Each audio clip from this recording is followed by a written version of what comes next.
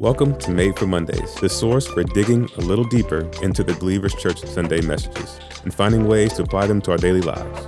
Together, let's take a deeper look and find a way to bring Mondays back to life. Hey everybody, welcome to the pod. My name is Heather, and who are you fellas? Hey there, Heather.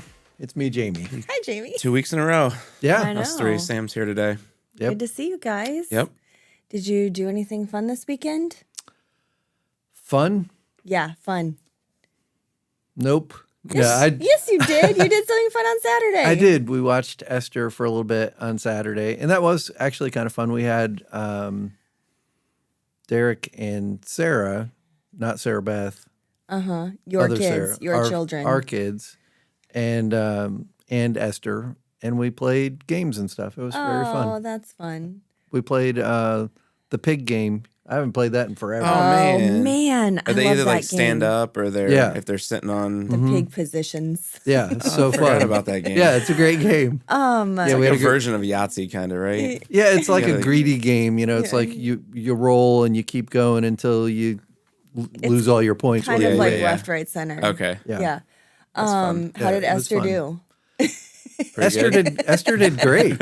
Yeah, she's. Oh, I meant playing the game. Oh, I yeah. was trying to make a joke. Yeah. It fell flat. It's I fine. laughed. It was good. Yeah, she did. She still can't do much. I know. No. Yeah, Same as last week. yeah, just like last week. Yeah. She's really underperforming, but kind of cute, and she did fine at our Yeah. house, but did not play the game. That's But I'm so looking forward to when she can do that kind of Right, stuff. Yeah. It's going to be right. so fun. Yeah. And you had the Friday night.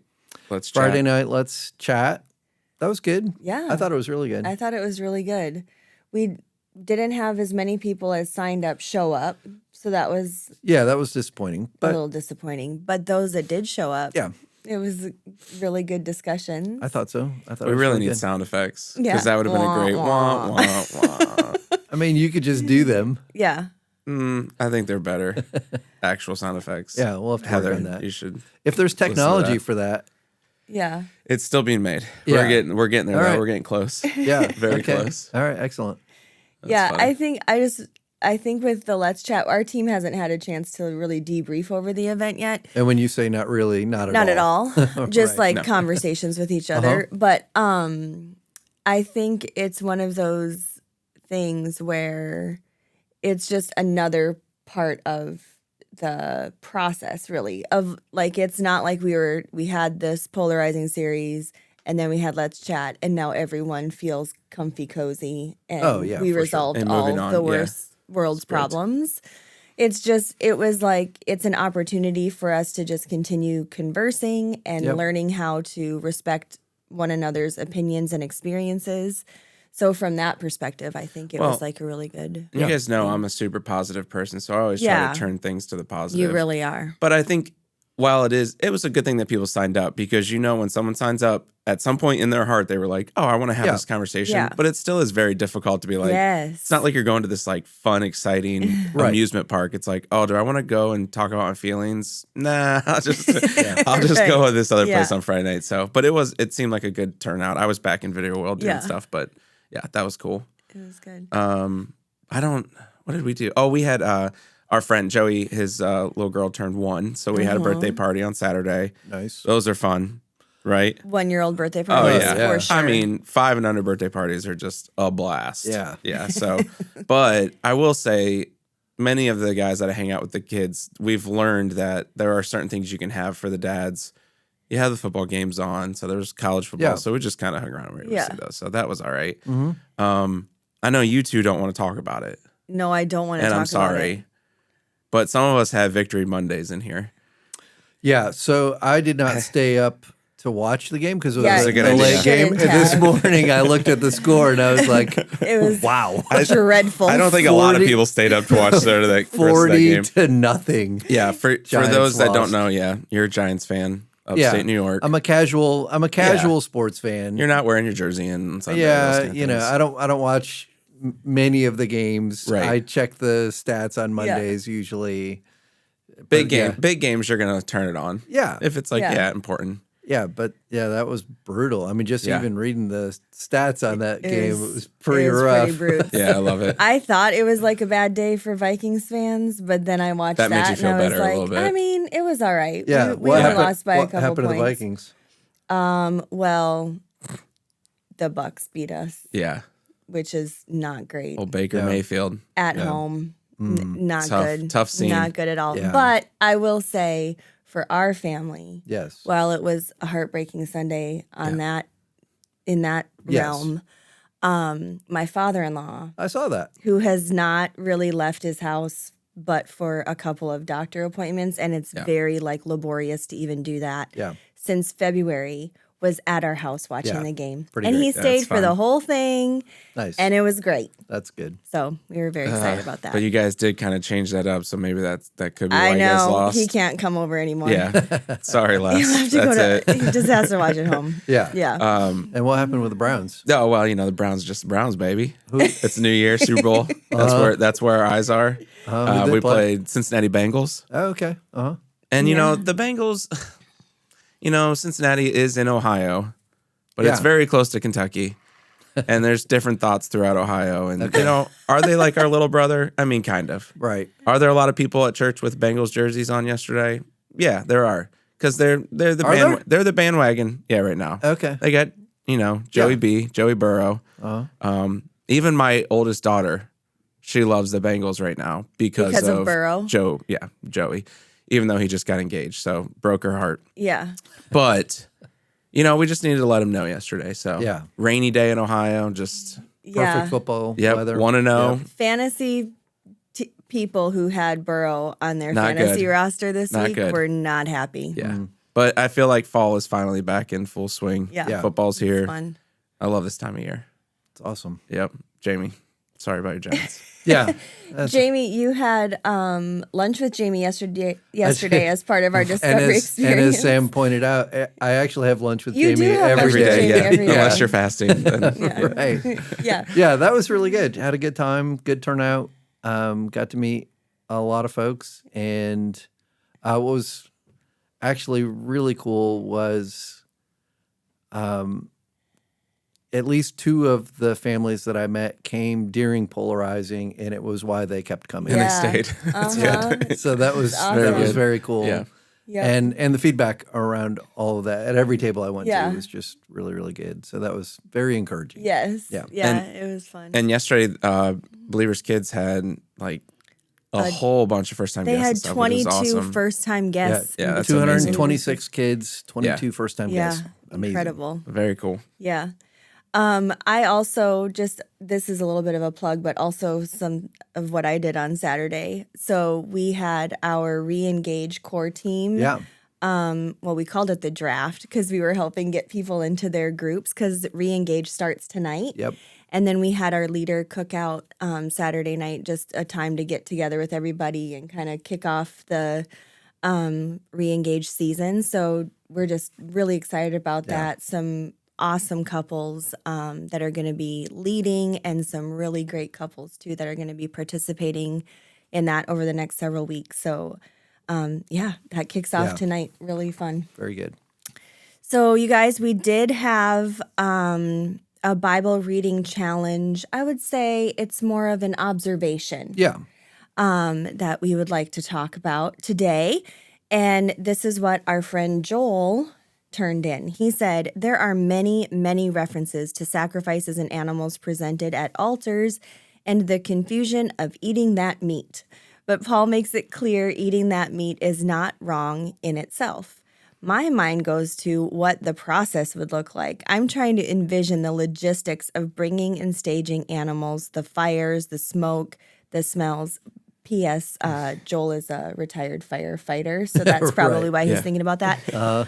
And all of the leftovers. I imagine it was a full-time industry, Joel. Yeah.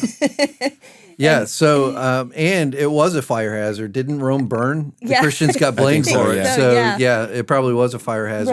Right. For sure. I mean, pretty good observation You there, guys Joel. got to stop doing Yeah. this. Yeah, so I mean, it was pretty pervasive, and Judaism required animal sacrifices. And then in first century Rome, there were all kinds of pagan altars and where the meat that ends up in the market is coming from the temples and the shrines that are dedicated to these idols, and then the meat would get moved to market to sold at market. So, but yeah, it had to be pretty pervasive, and I mean, it was just the fabric of, I think, I was gonna say everyday it's life. just a part of their culture. Yeah. Like, that's just what was happening. And we were talking about this just before we started, but you remember, I don't remember where it is in the book of Acts, but the idol makers, the silversmith people, were getting very upset at Paul because business was going down. Yeah.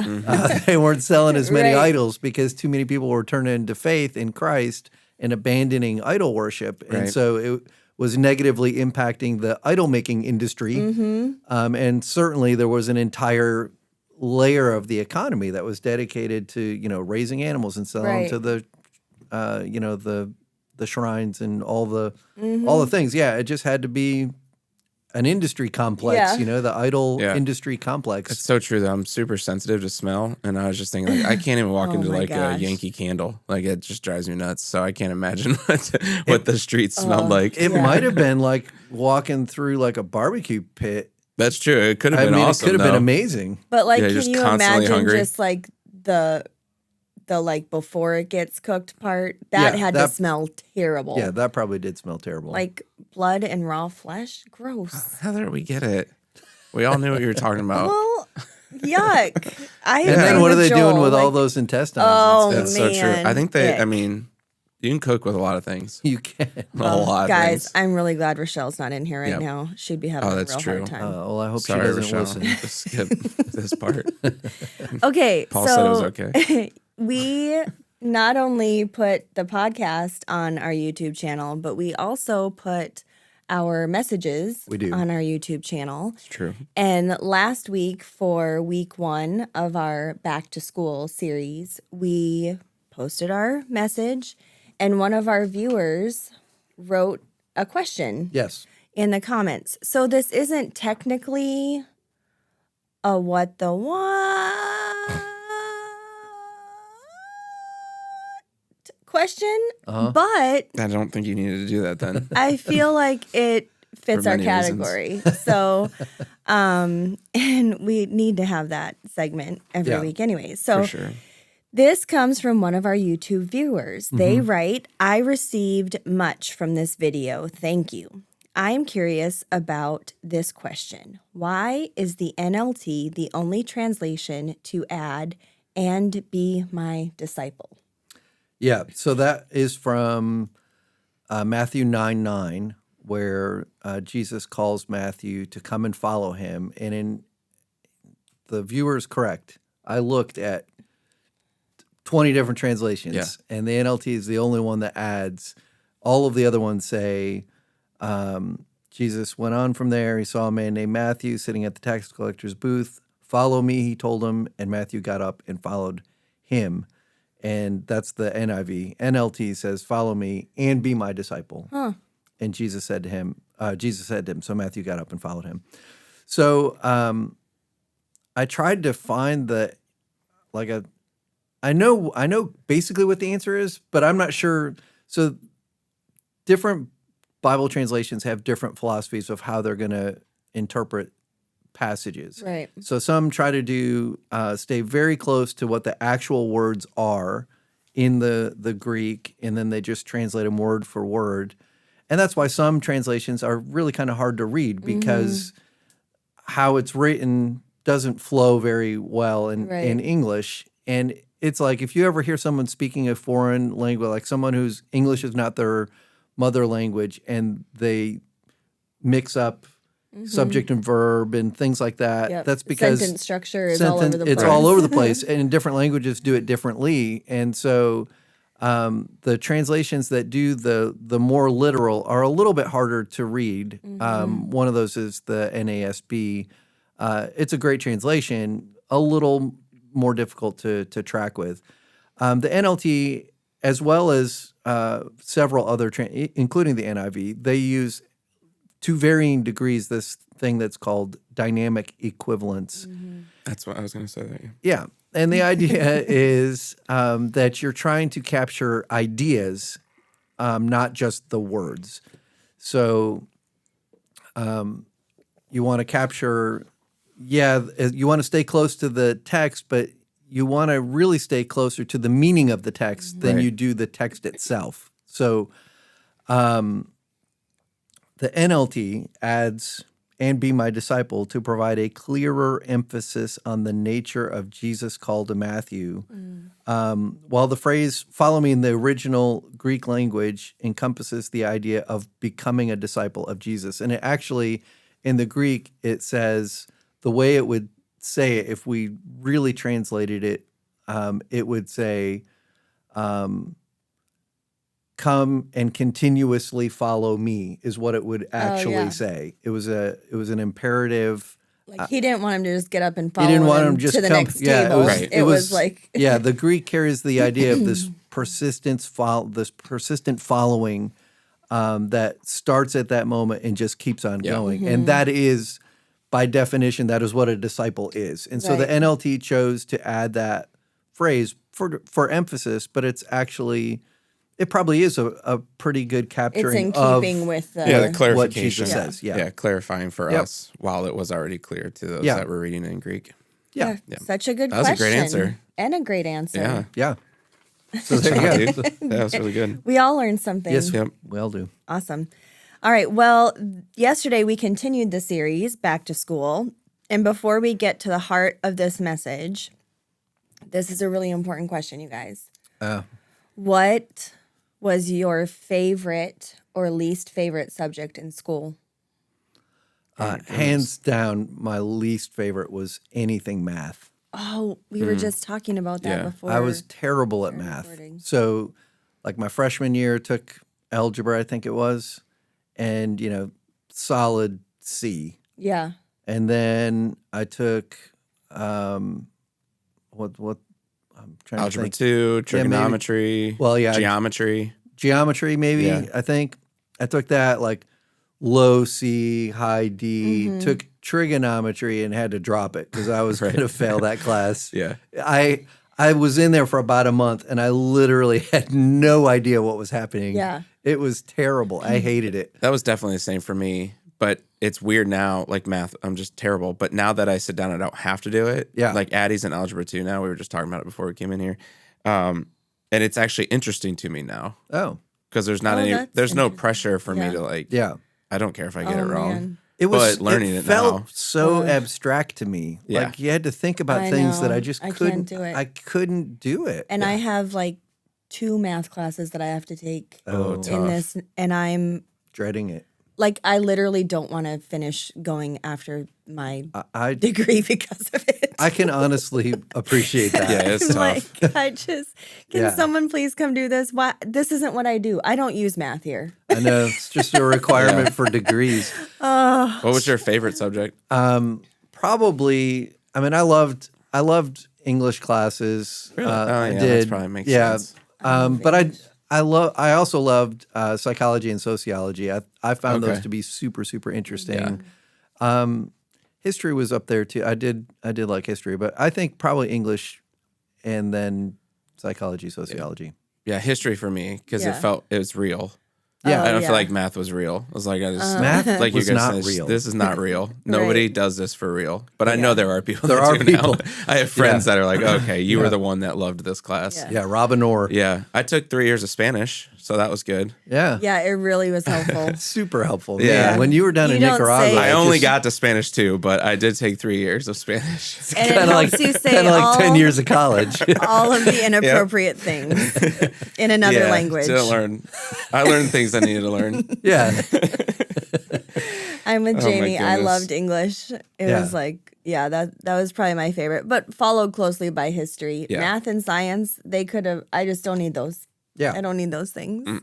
I find I'm a little bit maybe more like you now with science. Like, I find it so interesting. Right. And like, I can listen to people who really love it and be like engaged in what they're saying. I just can't retain the information. Yeah, like correct, it which is the doesn't math thing, stay too. locked in my head. I can't regurgitate it in any sort of way. Yeah. But all right. Well, Jamie, you shared that when reflecting on schooling, you think about how much better you could have done Yeah. if you would have just applied yourself. So true. And I think so many of us, when you went over that report card, like you could hear this, like, oh, like throughout the auditorium, because we can all If it relate wasn't to you, that. it's your kids. Yeah, you know? exactly, Right. exactly. Yeah. So while we can make that connection to several areas in our life, I mean, we know we can't just know what we have to do. We have to actually do it. Why do you think we fail to see that when it comes to our spiritual formation? Yeah, I think part of it is just the emphasis on getting people to believe, right? So that seems to be the emphasis for everyone. I mean, the climax of the Billy Graham Crusade is the moment where everyone comes forward to pray the prayer, the sinner's prayer. Then we've like accomplished what we're here to do. That's the goal. Yeah. And so because we've put such an emphasis on that goal, I think the whole backside of what following hadn't thought about Jesus that. is Yeah. has just been kind of relegated as like optional material. Like you don't really have to do that. Yeah, All like you- you've done the important thing. that's the most important thing. You're But safe. But you're safe. But it's not the most important thing. The most important thing is who you are becoming. And so, that whole process, I just think there just has been a deficit of emphasis on it. Yeah. We were just talking about that as soon as before we came in here, but mine was the same way, like the school subject thing. Like I would just do enough to be able to play sports. Yeah. Like I knew what that GPA had to be. Right. And I knew the day that all the stuff was turned in, it was like, okay, I got to be there. But I think that's the same thing like with the spiritual life, right? It's like, okay, I've done just enough. Bare minimum. I'm an okay person. Like me and Jesus, he knows that I love him. And now it's like, how do I just kind of enjoy things, but also get by? Yeah. And there's like the minimum, like that's the emphasis, right? The minimum entrance requirements to get into heaven. And bonus, I still go to church. I don't even really have to do that, Right. you know? And man, I'm really doing something great if I go to a B group or, I just think we view all of that extra stuff as bonus material that's not really required. Do you think that's more true of the American church? Or do you think that's kind of just a state of like global culture right now? I mean, I don't know. I know like there are parts of there are parts in other parts of the world where there's been very strong American missionary presence that we've exported what we are. Right, you know, so there's a lot of churches that have been started around the world by significant American influence, and I think in those instances it's probably very similar. But yeah, I don't. They're definitely like in France. I can't speak to all over the place, but definitely in France, there's not really this strong emphasis on the moment of decision. Yeah. There's more of an emphasis on, I would say, more of an emphasis there on like just communal life and community. That seems to be kind of what the emphasis is. Yeah. I just think about like even what we read about like with the underground church in China and stuff like that. I mean, they are definitely like it's not just a like we've you're done not this gonna thing casually and- believe there. No, like Right. you really are like making this commitment to live out Yeah. a faith decision that's not allowed. Yeah, I think that's a great marker, in a lot of nations where it really does cost you something to follow Jesus. You're not going to just be kind of lackadaisical about your faith development. Right. Because you got so much on the line. Yeah. Yeah, I think that's probably true. You were saying back to the report cards. We did a staff game where it was like you brought your baby picture in, Yeah. we did this. And you had to guess like whose staff with just the picture. But we thought a fun game would be report cards. Yeah. And just block the name out and you got to guess whose Yeah. report card was what. That Right. would be super funny. That would be very I've got funny. plenty. Yeah, A I'm lot not of sure comments. I'm not sure if I could find any. I don't I'm not think sure. I We might have know that any. by age Yeah. too. Yeah, that's definitely true. Some of the looks of these report cards. Yeah.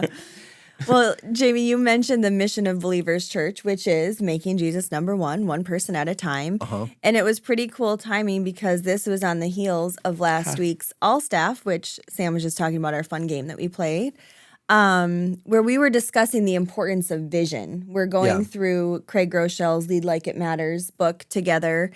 Can you just share a little bit of how we arrived at this mission statement several years ago and how it shapes just our overall approach to ministry? Yeah. I don't remember how long ago that was, but first of all, like the mission of every Christian church is virtually the same. Right. Because it's all based on the Great Commission, Matthew 28, 18 through 20, where Jesus tells us to go and make disciples. And so that's the foundation of it. But we wanted a statement that would be memorable. So, just super simple, short, easy to memorize, easy to convey, and it has to capture quite a bit of thought too, right? Right. So there's this idea of evangelism that's so important, going and telling people, but then there's also the idea of discipleship that's also important. Make disciples of all nations, Jesus said. So you have to capture both the importance of sharing our faith and the importance of growing and developing in our faith. And so that phrase, making Jesus number one, kind of captures both. So we're going to others and we're helping them to understand who Jesus is so that they can make the decision to follow him and make him number one. But then the making of number one is like this lifelong, elusive thing that really, I think, captures a life of faith, one that you never really do get to the finish line. And there's always room to grow in our understanding of who he is and our commitment to who he is. So yeah, that's in a nutshell, that kind of. Yeah, I think it's interesting when we think about that statement, and we kind of different areas of ministry have formed it to be more specific to their areas of ministry as well. But sometimes when I think about it for me personally, Don't touch your mic. it's like, yeah, I know. It's that thing where I'm like, okay, I think I'm doing pretty, like Jesus seems to have the number one place in this area of my life. But over here, like I'm really struggling with like surrendering that space to him. And we talk a lot about it in our marriages, right? Like Jesus being number one and our spouse being our number two, which is also kind of funny to think about. But I think I love our mission statement because it, like you were saying, it just doesn't, we're never going to accomplish it. Right. Yeah. This side of heaven. That's it's right. just not going to be something that we can do, but it's a good vision. So you said we often think of temptations as the greatest enemy that we have in our lives when it comes to our process of becoming more like Jesus, but it turns out hurry is. The truth and depth of that statement really points us to this week's big idea, which is becoming like Jesus requires time with Jesus. Yeah. So I just want to talk a little bit more about, you brought this up in the message yesterday and kind of had to hit on it quickly, but I want to hear a little more about how being unhurried is not the same thing as being lazy. Yeah. And so that phrase, of course, came from a Dallas Willard phrase, and John Mark Comer actually wrote a book with that title, The Ruthless Elimination of Hurry. John Ortberg talks about that a lot and has written about that also. In fact, he wrote the foreword to John Mark Comer's book because he's kind of picked up the mantle of Willard, and so he's using Willard stuff all the time. So this idea, I wanted to make sure, because we do. You mentioned this a little bit later, that a badge of honor is being busy. We're kind of proud of it, how busy we are. It makes us feel important. And so it's such a countercultural thing to think about being unhurried. And some people would hear unhurried and hear lazy. But they're not the same. So I tried to convey two different ideas. One was like you can be a couch potato and still be hurried. Right. Like you could just be like you're just forever distracted and you can't focus on anything. And your mind, you may not be doing anything and your schedule may be wide open, but you don't take time to, you could blow your whole day flipping channels or scrolling through socials. And even though you haven't done anything, you've been hurried. Right. Yeah. But you can be effective and accomplish a great deal and be unhurried.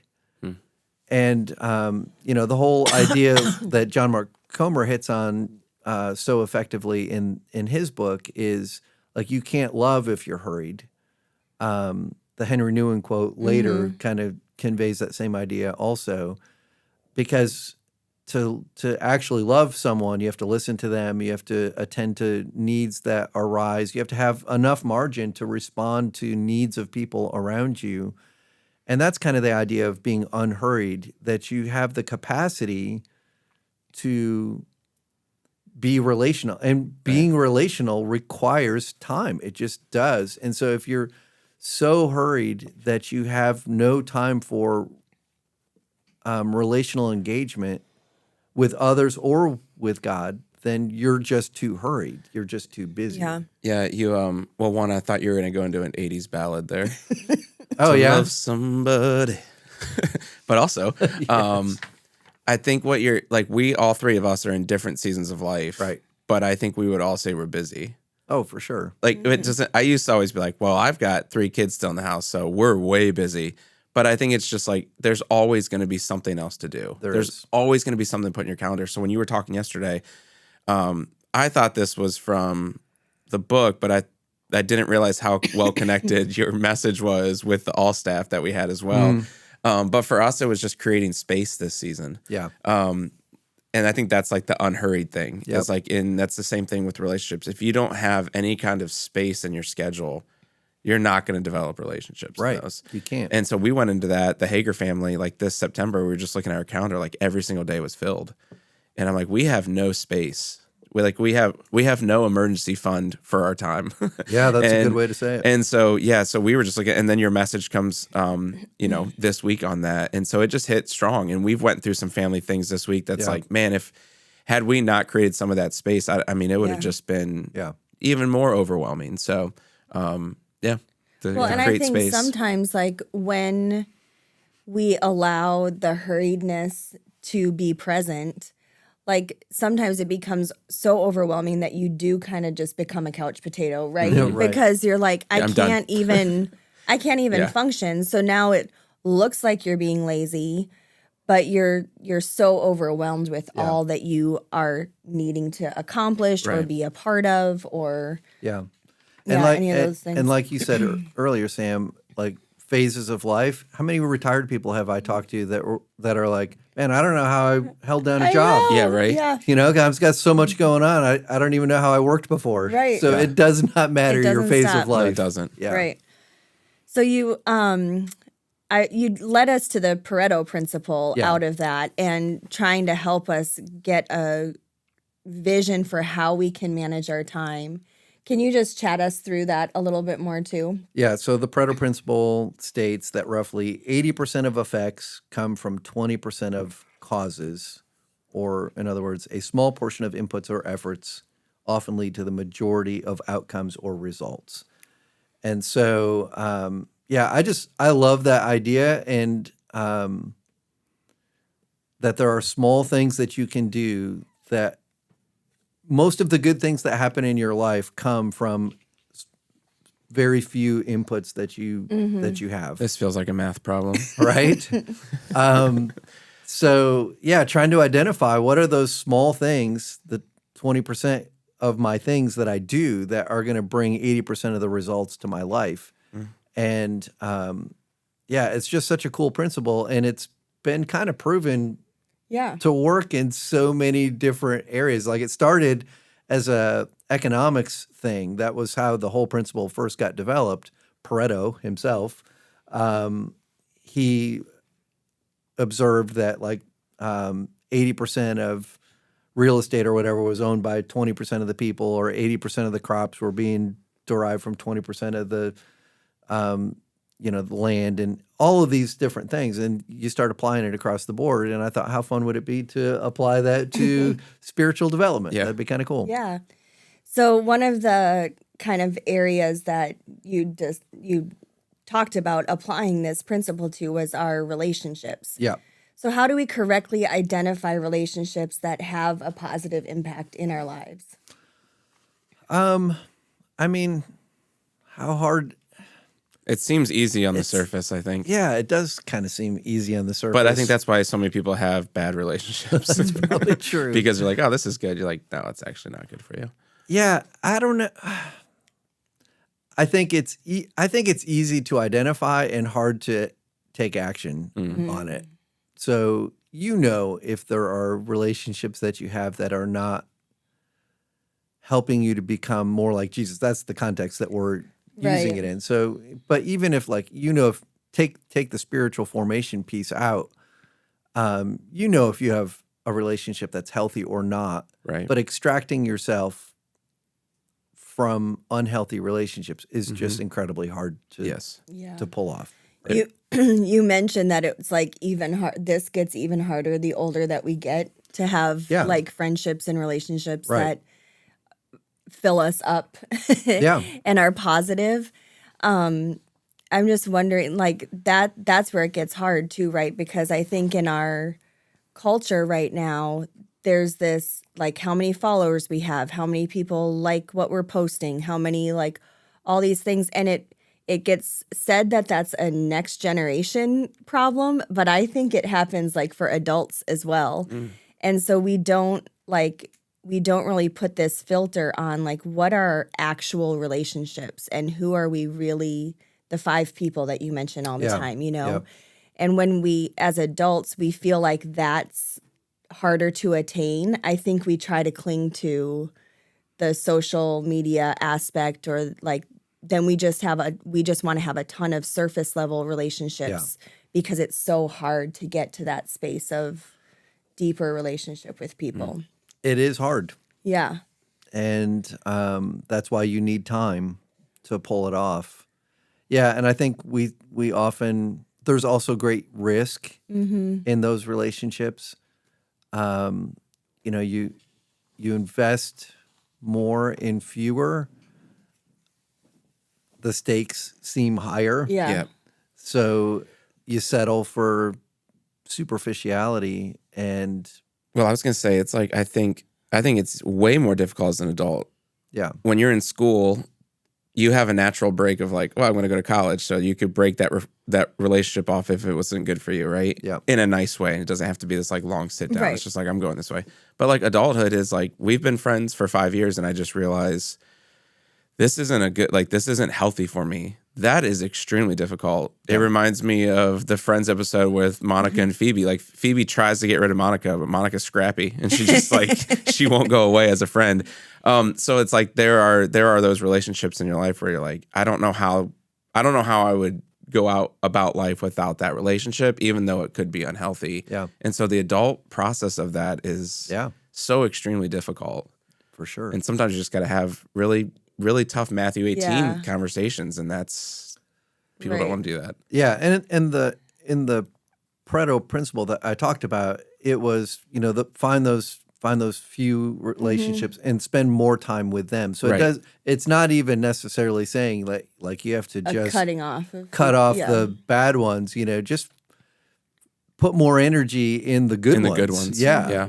And naturally, some of the ones that aren't as healthy will probably start to dry up a little if you're investing a little bit more in those. Or maybe maybe they do see some of the healthy from those relationships, and they're like, "Oh, I would like that," and it could be a positive outcome too, for sure. Look at you, not just being all pessimistic, like some being people all do. Positive. Yeah, that's me. Yep, it's Victory Monday. Go Browns. So one of the other areas that you addressed that we could apply this Pareto principle to was our priorities. So similar question, like how do we determine and discern what our priorities should be? And I think like on the heels of that, I'd love to hear how often should we review that? Yeah, I think I love that part of the question too. So, yeah, the principal said, "What are the few actions that have the most positive impact on my day?" And then so that part of it is just super subjective because it's going to be different for everybody, really. Yep. I mean, what makes You listed. yeah, a what lot, makes yeah. your day? What makes when that thing's in your day? What makes your day go better? Like, why would you not prioritize that? Yeah. Like, if it's making your day better, do that. Pickleball. I mean, take the time for those things, whatever it is. So that's going to be different for all of us. But isn't it interesting? I mean, we even struggle with doing that.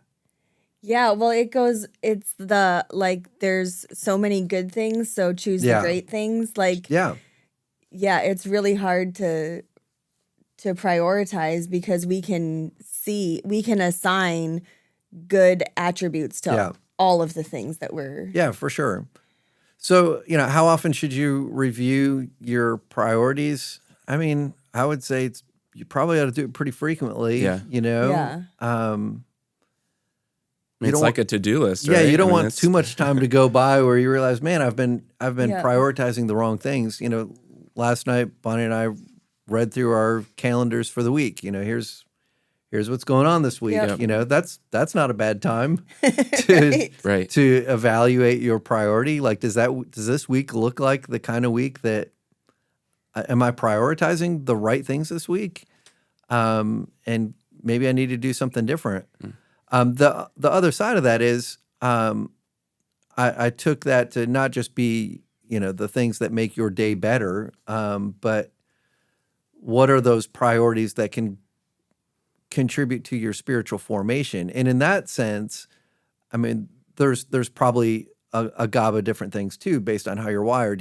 Like sometimes nature, and there's all different ways that people feel a deeper connection to who God is and hear from Him, and all of those kinds of things. So whatever those things are for you, yeah, you should prioritize those. But there are a couple, just really basic staple things that I think universally apply. And that's, reading scripture in times of prayer, how you do that, where you do that, when you do that, that all may look different. But I think those are pretty universal, and they're super accessible to absolutely anybody. So yeah, those things, when it comes to spiritual formation, prioritize those few things. Don't do everything. Just do a few things and do it really consistently. And we struggle with consistency. I mean, I don't know anyone who doesn't really. So, yeah, just prioritize those few things and see what it does for you. So, yeah, I think it's interesting, even what you were saying before, Sam, about like you have kids and just the different stages of life we're in. So that like changes our priorities for sure. But what you're saying can be like melded into the fabric of like our family lives and stuff like that with priorities. I think it's, for me, and my family's gonna harass me because we didn't do this year, but we usually do like vision boards. You didn't do one? No. Wow. It just No it's a vision. whole thing. It's a No whole vision thing. for the Carls this year. But yeah, every year like we do vision boards, and I think that's like one of those like, okay, here's the overarching like sort of goals that we want to see happen this year. And so then you're constantly kind of reevaluating, and is that what's happening, and are our weekly schedules getting us closer to achieving what's on this vision board? And it's something that I think we're getting ready to do even with our staff. Like, here's some like major goals for our ministry year, but then we're going to be really intentional about how we're planning our calendars for the year and for the month and for the quarter and for the week, and just really going after that. So I think having that, as you do that, your priorities it's easier to discern, because it's like, well, we've already set this as the goal. So now I can ask, is the thing that I'm participating in helping me get there? Yep. So that's, really good.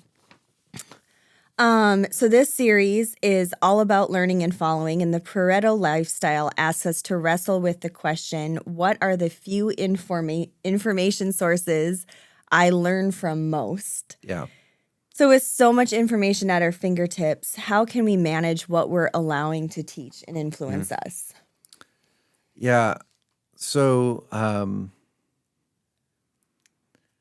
there's so much available. So much available. And I even find, I only listen to, I subscribe to, I don't even know how many, 15 or whatever podcasts, but I probably only regularly listen to a couple. And then the other ones, every once in a while, if someone says that one was really good, I'll go check it out. Because it gets to the point where, you're just always taking in information. It's overwhelming. Right. And so it just kind of occurred to me when I was putting the message together. I have conversations all the time with people who are, they're listening to podcasts nonstop. I mean, nonstop. This morning we were walking, Fritz, and this lady, it's 6:00 in the morning. We walk by each other, said hi.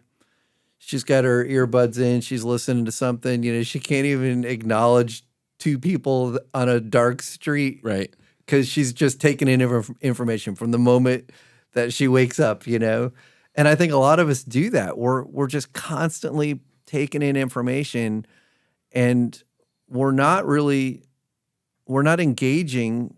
We're just consuming and being overwhelmed by the sheer amount of information that we're taking in.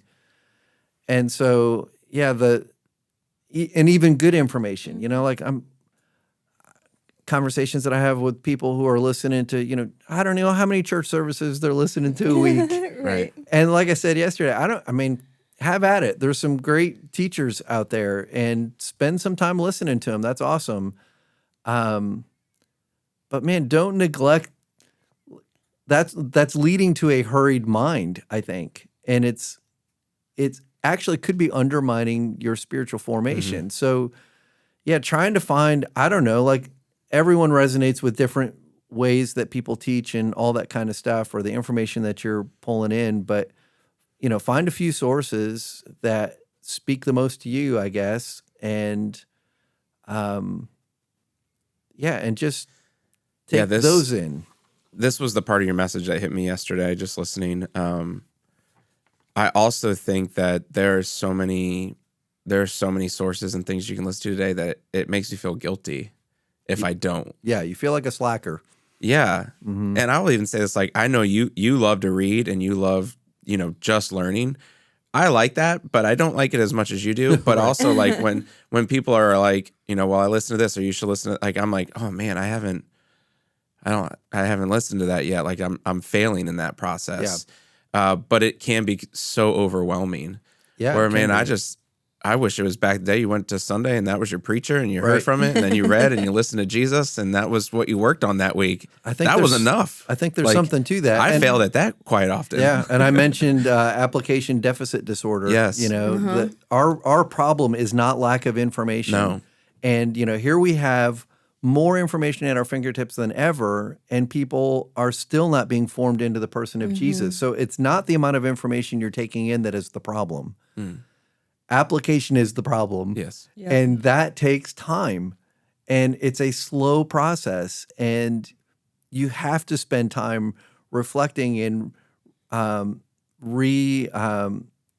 revising my affairs, as Dallas Willard says. It requires like intentionality, thinking through relationships, thinking through the time that you're spending, how you're spending it, who you're spending it with. Like that's no small task. You're evaluating your entire life at this point. Right. And man, you need time to be able to do that. Yeah, you gave us something to read yesterday. I don't remember. It was an article or it was something to sign up for. But then you even laughed because you said, I know, I'm just giving you something else to do. James Clear email distribution. And so I laughed at first, but I was like, yeah, but it's replacing. Like, it's not just adding another thing. You should replace it with something that you don't need to be doing right now. Like, replace that. Yeah. And I think that's what we're really bad at.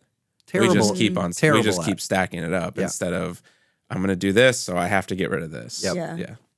Yeah, which you said even minimalist. at the end. You said even at the end of the message, like going through next steps. Like if you're gonna take a couple of these next steps, you have to drop a couple of things from your what you're already doing naturally, because your time you would is think naturally. Your time is already full. So if you're adding something to it, something's got to go. Right. Or we just do what we do. And or we just do what we do and stay incredibly hurried. And that was the Henry Newen quote at the end. Yes. Which I love. He said, in our society, we're prone to be victims of the illusion, and it is an illusion, that we're able to do more and more. But in the end, we find ourselves lacking the time to think, to be, to love, and just to live. Mm-hmm. And that's the problem. We are so hurried that we don't have time to think, to be, to love. And it has become, like you said earlier, with I think with just the hurriedness, it's like this badge of honor. Yeah.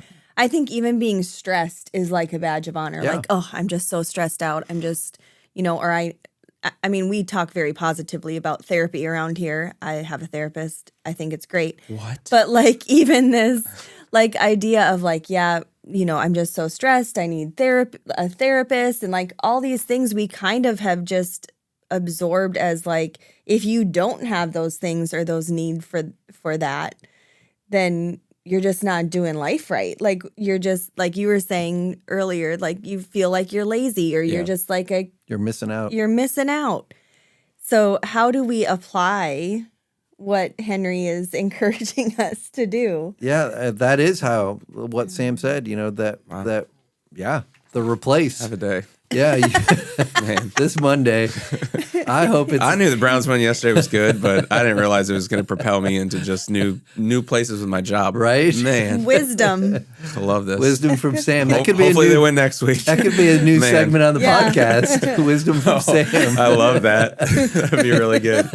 That makes me nervous, actually, but I'll come up with something. Yeah, I'm sure you will. Even when you said, "Oh, you were nervous," like, I don't need to add that to my plate. Let's just see what happens. Okay, we'll just play it by ear. But it's cutting things, right? That's what it is. You got to go to the chopping block. Yep. Yeah. Yep. It's not more complicated than that, but we not make easy. it complicated. Oh, yeah, for sure. Well, that's all we've got time for today. And until next time, we want to encourage you to share this episode out on your socials, and then join us this Sunday on campus or online as we continue our Back to School series. We'll be on campus at 9 and 10:45, and you can tune in on YouTube at 1 o'clock. We'll see you next week. Go and be love, friends.